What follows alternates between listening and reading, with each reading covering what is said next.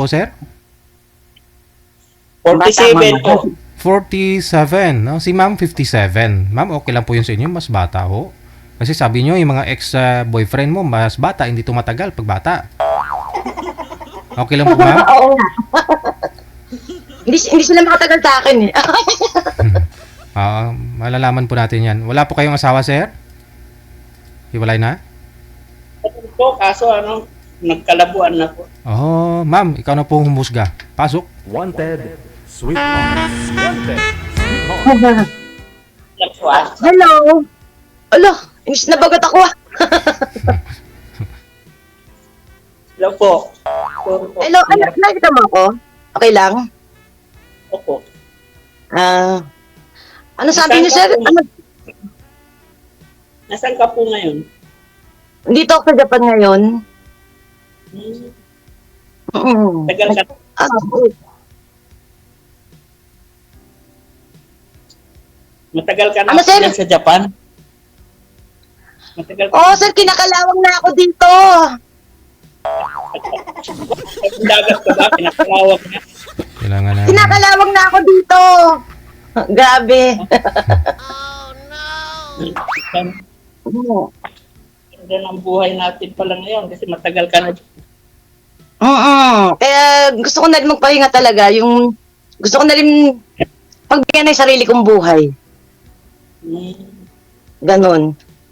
Ikaw, sir, widow? Ha? Widow ka? Baol? Balo? Ay, hindi po. Nagkalabuan lang daw po, ma'am. Ay? Na po. Nagkalabuan daw po. Kinaya. Ay, ganon. Ganon naman talaga kasi talaga. Naghahanap pag Depende lang Kagaya yan. ko na, pag napagsawaan, naghahanap na iba, ganon lang yun. Hindi pa ako nagsasawa. Hindi pa ako nagsasawa, pinagpalit na ako. Oh. Ganda Ako hindi pa ako nagsasawa.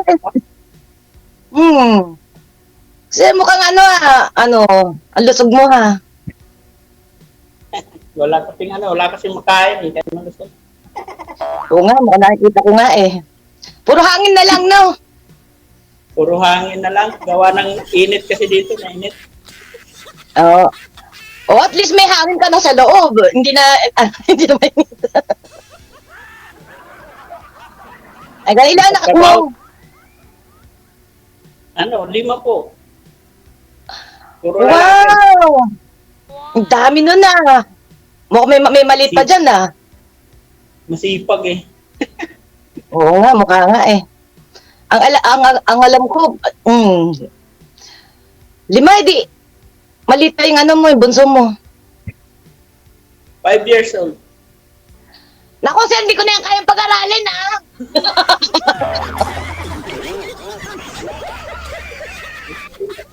Papayanin.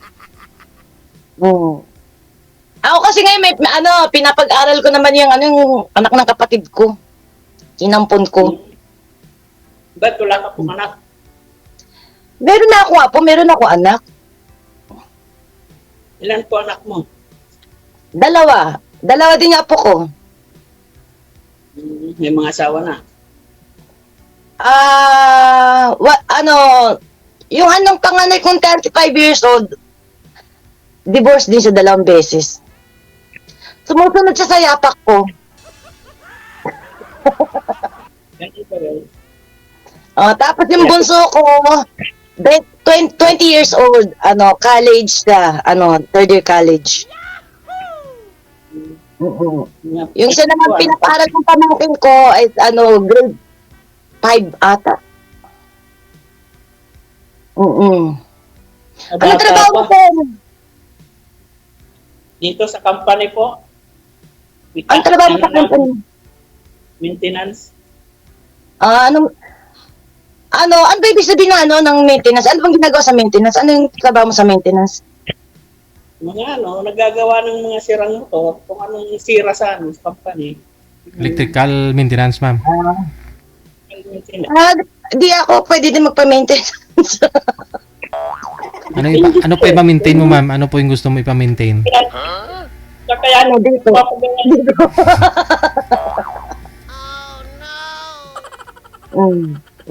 Siguro may kulang dito, sir. Pero cute ka, sir, ha? tingin lang. Bagay na bagay sa'yo yung kulay na yan, nasuot mo. Uniform na kita sa Pinas, sa pinagtrabaho ako sa Kalamba. Sa Kalamba, Laguna ka. Kalamba, Laguna. Dati. Opo, sa Science Park. Ganon. Saan ka Paano? Saan ka? Diyan sa Pilipinas, taga Lipa, Batangas ako. Di pa Batangas. Karating din ako ng Batangas. Rin ako dati, construction ako dati. Alam mo yung Fantasy World? Kuya, kasi pag umuwi ako, actually talagang hindi ko alam yung Batangas. Umuwi lang ako doon, tapos mamimili ako sa palengke, sa SM, kakain lang, tapos uwi na agad ako. Yun lang. Hindi ako masyadong lakwatsera. Mahilig lang ako sa palengke, kasi mahilig ako magluto. Lapit lang naman yun, Lipa. Lapit lang din yun sa Kalamba, sa pinagtrabahoan ko. Sa sakay lang. Pina, yung Science Park 2.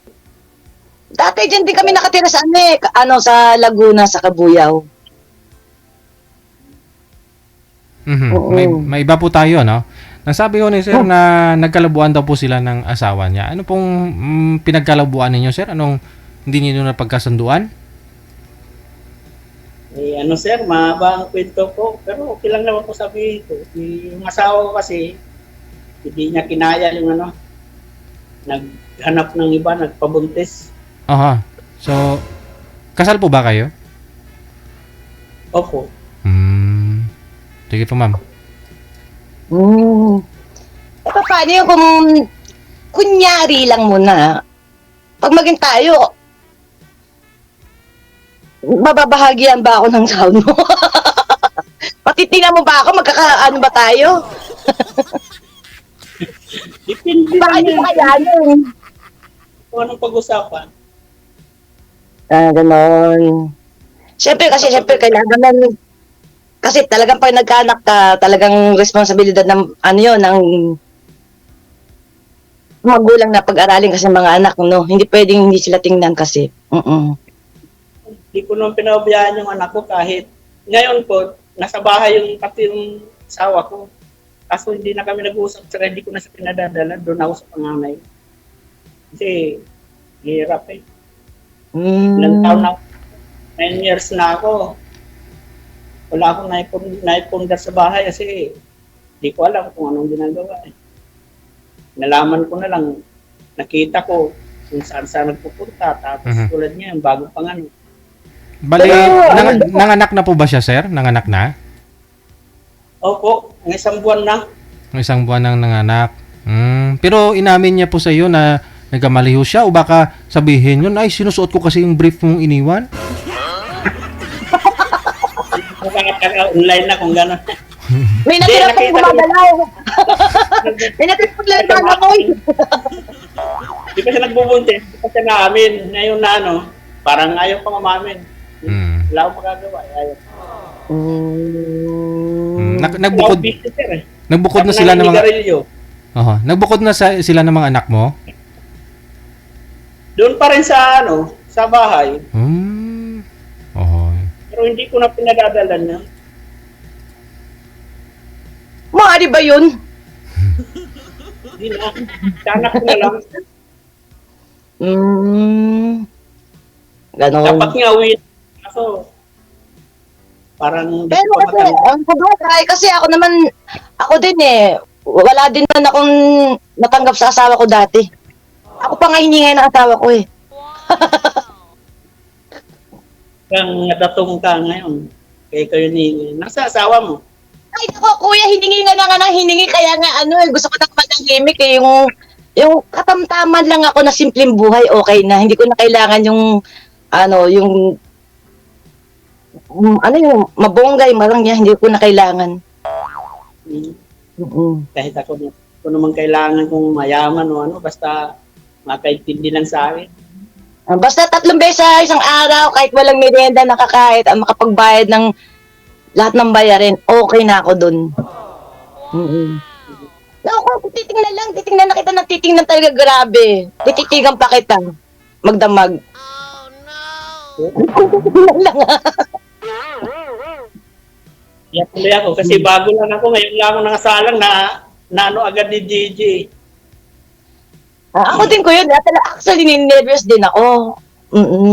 Kahit na, pangalawang beses ko na siya, pangalawa. Medyo nagdodoki-doki pa ako. Kumusta naman yung una mo? Ano kuya? Kumusta naman yung unang sali mo? Saglit lang kasi yung signal niya, hindi maganda. Nagaganon-ganon yung mukha niya. Nagpapasil yung mukha niya. Ang gusto kasi ng nakausap niya po dati, sir, na i-combine nila yung pera nilang dalawa. Lugi si ma'am. Pera ni ma'am nasa bangko, nasa 28 million.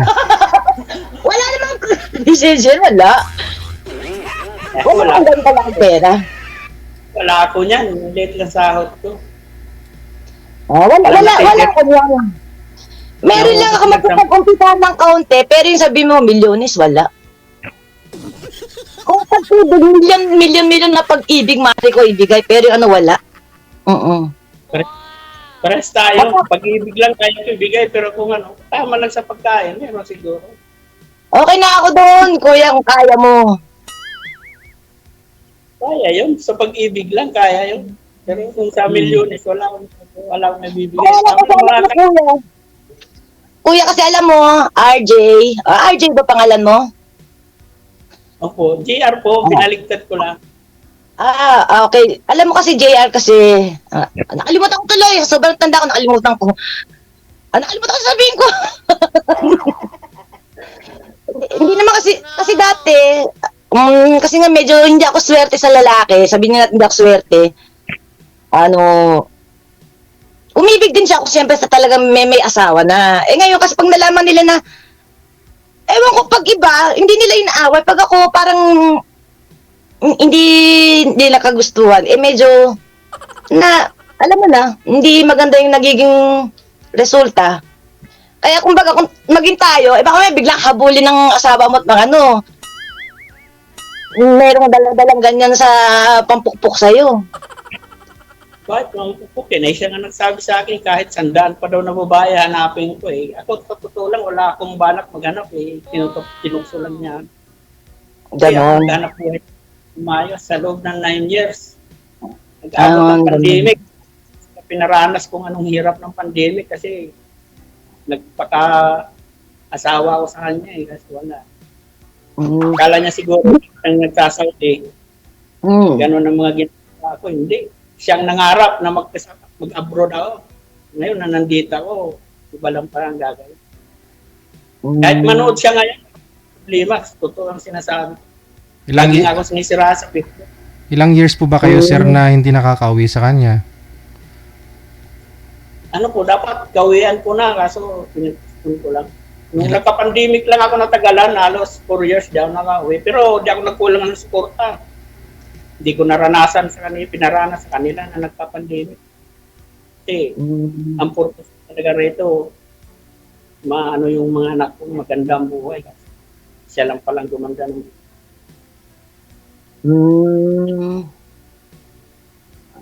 pero kasabihan naman kasi, naniniwala naman ako sa'yo kasi wala daw sinungaling sa matataba, kaya naniniwala naman ako sa sinasabi mo.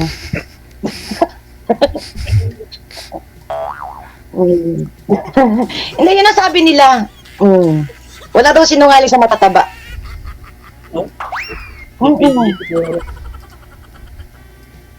Naku, paano sinungaling ako? Tumataba ako. Pero sana, cute ka. Sa akin, pagkain, pag wala pa eh.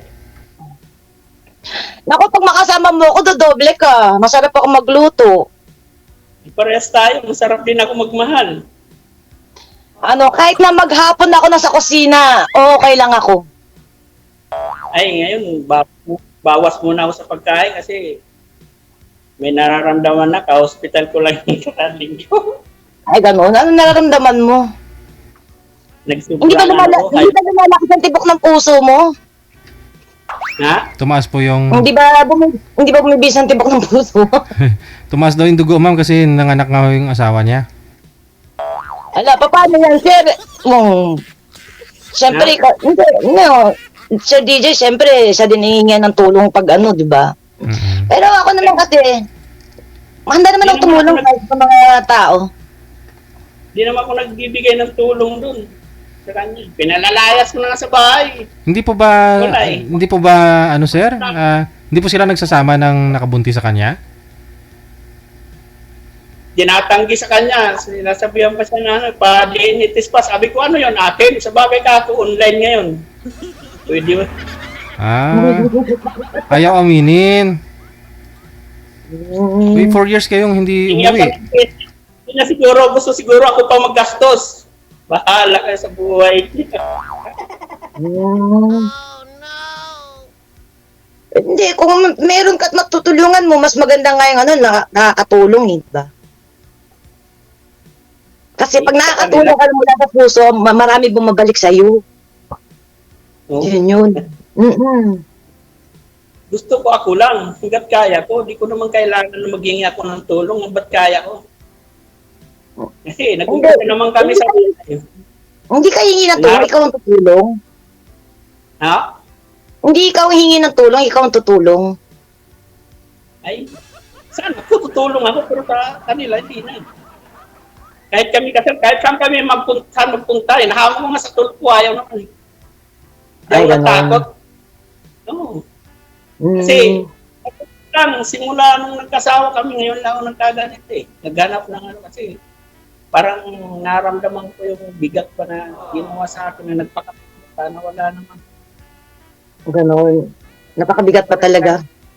Ano naramdaman ko, naramdaman niya rin. Diet tayo, sir, para hindi bumigat, sir. Kaya ka naramdam niya yung bigat na sir.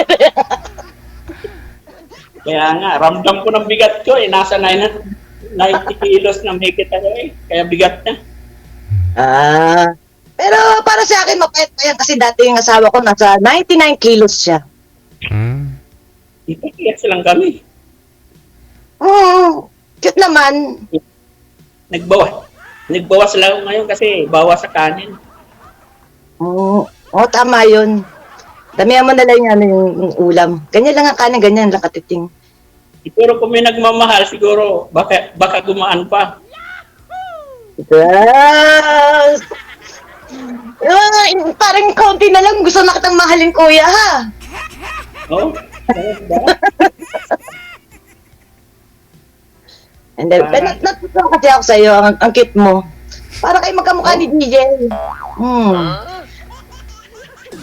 DJ? Ayun, idol. Para kayo magkamukha, para kang kuya ni DJ, Jel. Wala pa ata pandemic, nanonood lang ako. Di ko alam kung paano ako sumali dito eh. Nano pa sa emo pala, nag-comment nga ako sa Facebook, di naman binabasa. Ako nga kasi, nung nasa salang syempre, hindi ko alam kung paano, hindi kasi ako masyadong marunong sa gadgets. Kaya, papatayin ko muna dito, titingin ako dito, papatayin ko dito, titingin ko dito, gano'n. Bakit kuya, nilalamig ka? Bakit kinakausap mo ko nilalamig ka? Nasa trabaho. Uniform lang namin. Ganon. Akala ko nilalamig ka, kinakausap mo lang ako, nilalamig ka na eh. Ayan, naguba na naman, di ka na mapakali. Yung mga pakali sa ganda mo eh. Ay, kuya naman ano. Ako hindi mapakali dahil nagugapon ako sa'yo. Sana all. Gapwa, baka ano tayo nga, namimilik mata ka lang. Sana all. Pero ano talagang hanap mo sa babae, kuya? Yung tapat lang. Kahit anong tsura ng babae, basta tapat. Kahit pangit o ano, bungal man o ano dyan, basta. Tapos Hindi maniwala ako, siguro ko ito, pat ko, hindi mo ako magugustuhan kaya. Bakit? Depende Siyempre, lang ako yun sa naman ang tao. tao kasi, mauuna muna yung sa tingin muna kasi bago mo mahalin, bago mo magustuhan. Pag pangit, siyempre, hindi mo magugustuhan agad, di ba? Yun. Ngayon, Hindi. kung magkaibigan kayo, pag parati kayo magkasama, napakabuti pa ng tao ito, doon magugustuhan mo siya. Wala na yun yung physical na ano na yun, wala na yun. Mm. Pero sa unang ganyan tingin, siyempre, nasa mukha pa rin. Oo. Kaya, So, malinis lang sa bahay. Malinis lang sa bahay. Maalaga lang. Ayos lang. Pero kuya, baka malinis ka, ha? Siyempre. Ah. Stress ka na nga. Di ka pa magpakalinis. Di anong mangyayari sa'yo.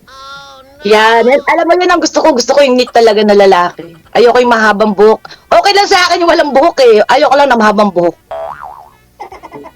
Stress tayo. Ayaw ko rin. Babae, gusto ko mahabang buhok kasi para, ano ba, maramdaman yung hangin. Pero okay na okay yan. Neat na neat ka. Gusto ko yung mga ganyan na tipo.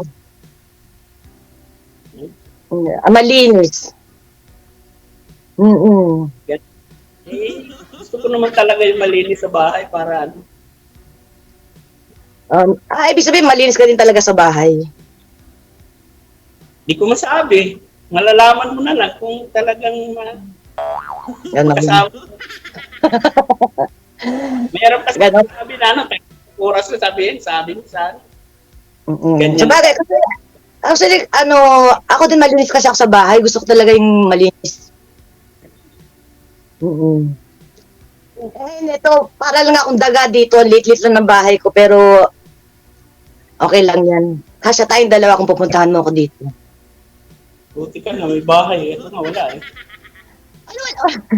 Hindi, kasi yung bahay naman yun, para yung sa anak ko na. Kasi lalaki yung anak ko. Pag nagkatawa siya, kumbaga, pamana ko na sa kanya yun. Kumbaga, ikaw mag-asawa, di gagawa ka rin ng bahay niyan.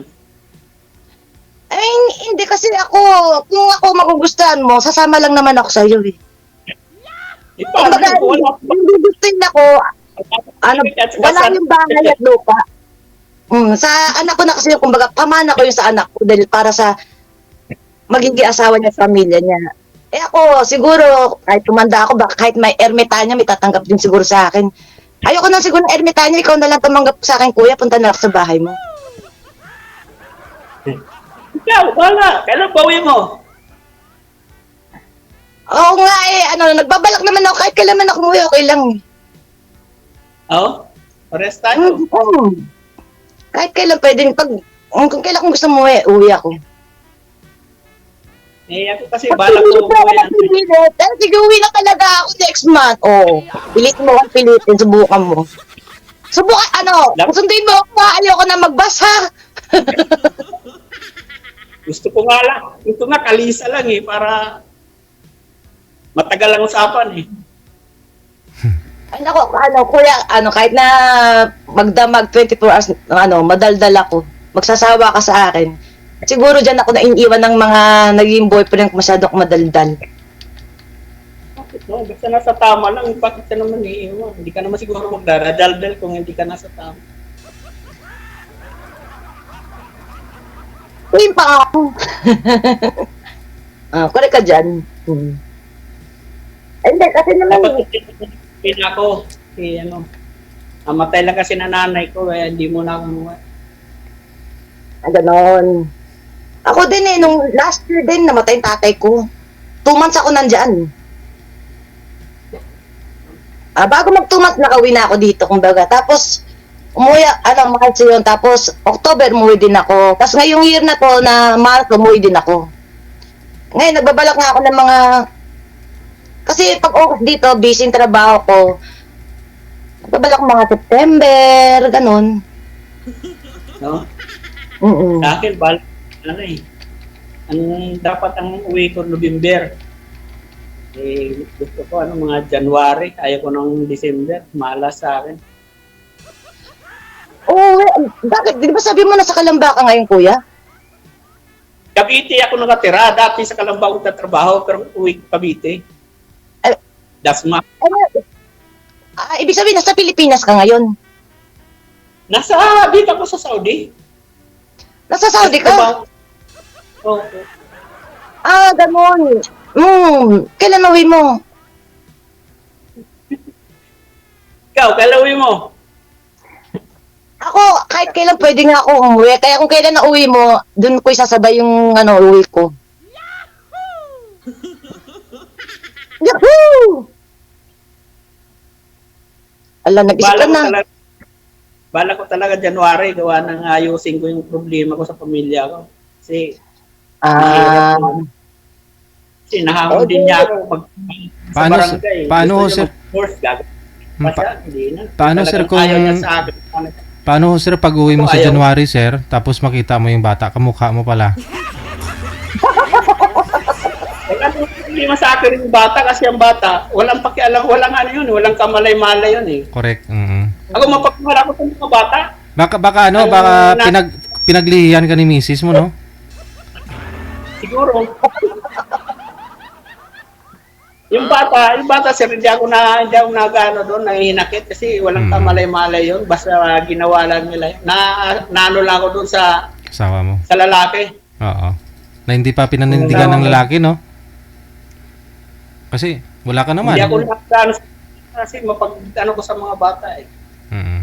Yung nagagalit lang ako doon sa nagloko sa akin kasi ako wala akong ginagawa rito. Mm. Bahay, trabaho. mabait ka, sir, mabait ka. Nakikita ko mabait ka. Hindi. Hindi. Sa loob ng mahigit 20 years na kami nagsama, hindi ko nakurot yung asawa ko. Nung umuwi na ako, napersahan ko siya eh. Kasi, kung tugat na yung mga anak ko nandyan, sabi ko, tumigil ka na. Nasapok ko siya, sampal ba? Pero nanghingi ako ng turo. Tugap ko pa rin siya noon. Sabi ko sa kanya, itong huling hatid mo sa akin sa airport pa sabi ko, pag hindi ka magbago, kasi ulit-ulit na lang eh. Kasi naawang ako sa mga bata, bago ka. Wala akong ibang hiniling, magbago ka lang para lang sa mga bata eh. Sabi ko, pag nalaman ko, wala na. Wala. Tinuloy-tuloy niya. Siguro sa sobrang saraulo ko, nagkano siya, di siya nagbago. Naman akong ibang hinihiling. Tawag magbago lang eh. Tanggap ko pa siya noon eh. So, sa January pag uwi mo, magkikita kayo, di ba? Maayusin mo, di ba? Hindi tayo pwede magkita. Bakit? Eh, siyempre, marami kang aayusin, makakaistorbo ako, di ba? Hindi ikaw na lang ayusin ko kahit hindi na ako magkita doon.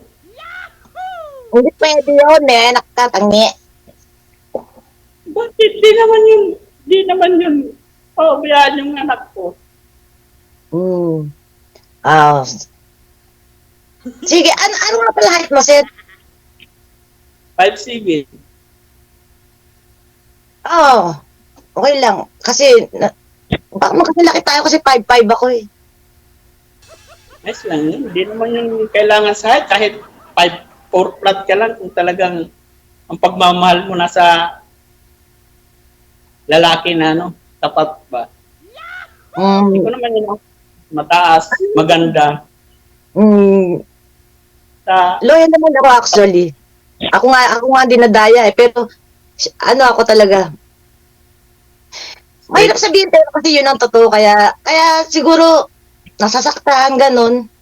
Pag mapagmahal na tao, pag yun talagang, ang tawag doon, stick to one ba? Yun ang mga tao siguro mga nasasaktan talaga. Natural Ewan ko lang kasi yun. ako yun eh.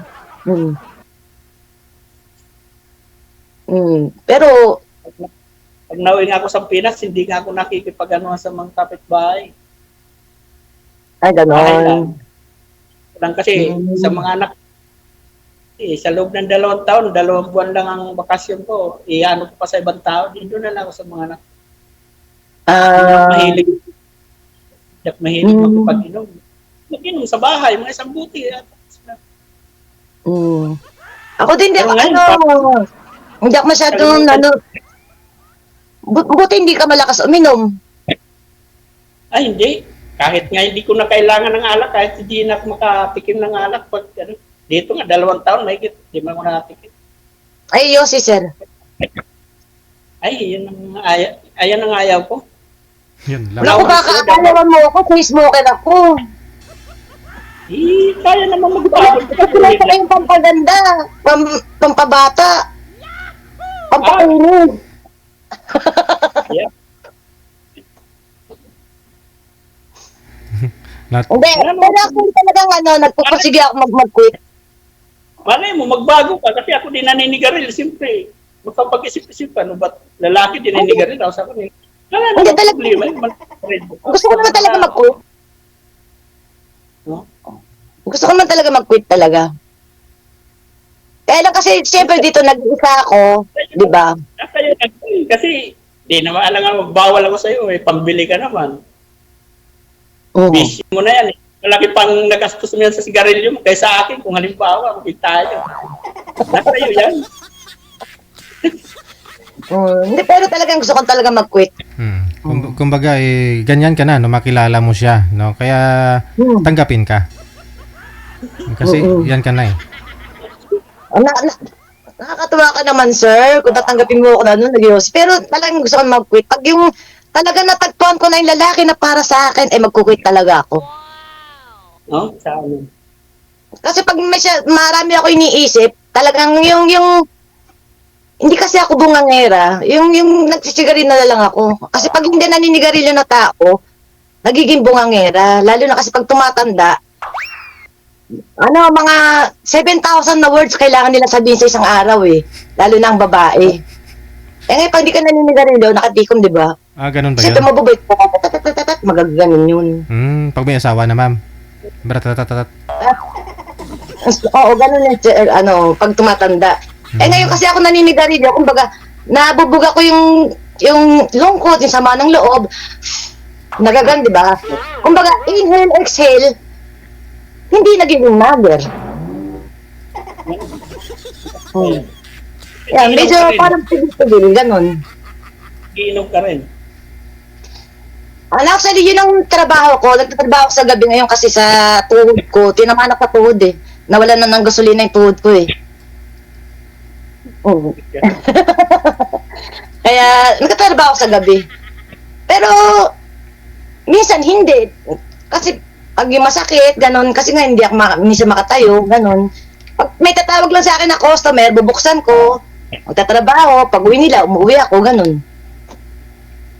Pag yung alam ko na, kasi hindi ako, umiinom ako ng alak. Kaya lang di ako umiinom ng alak na hindi ko pinagkakaperahan.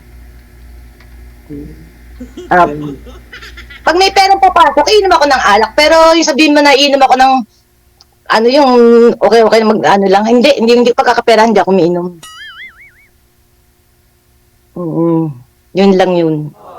Actually, ano talaga ng alak? Siyempre, trabaho, pera.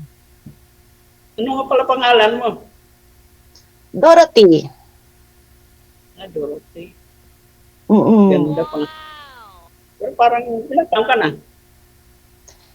56 ako ngayon. Ngayon sa August, na ako, 57. Parang bata lang.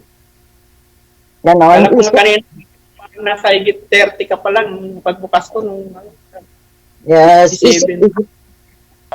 Batang isip. Hindi kasi siguro, mga dati kong boyfriend, mga babata, kaya bata. Hindi nga makatulog kaya meron akong eye bagyo. Siyempre, iniisip ko yung, sino kayo makakasama ko, ganon, yun sa buhay. Siyempre, isip, malungkot kasi pag nag-iisa. Yun. Kaya, naghanap talaga ako makakasama ko sa buhay na hindi ako makaperwiso sa iba. Yung gusto ko, akin lang siya. Kasi, helosa ako. No? Basta tama lang, ayos lang. Kahit naman ako, nagsisilos din ako, basta nasa tama lang. Pero, Walang- ang naman sponsor parang, hindi ka naman, parang mga kasi, tingin sa hindi ka mababaero, kaya, parang komportable ako sa'yo. Kinakapos na po tayo ng oras. Tuloy-tuloy lang ang usapan sa off-cam, ha? Maraming salamat. Thank you, DJ. Okay, good luck. Bye. Thank you.